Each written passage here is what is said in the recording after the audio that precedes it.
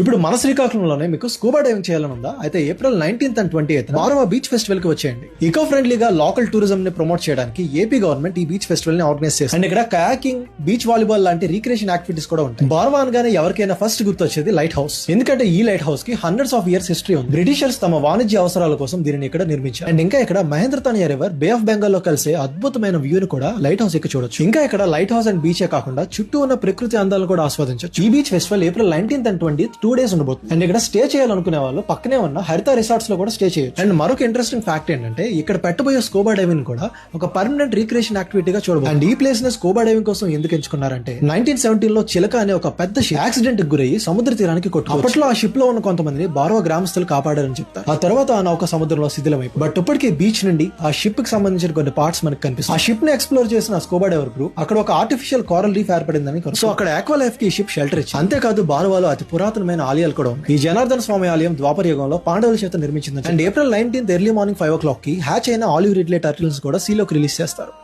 So మీరు కూడా ఈ బార్వాలో ఉండే ఈ అందమైన దృశ్యాలని చూడాలనుకుంటే April 19th and 20th beach festival కి వచ్చేయండి.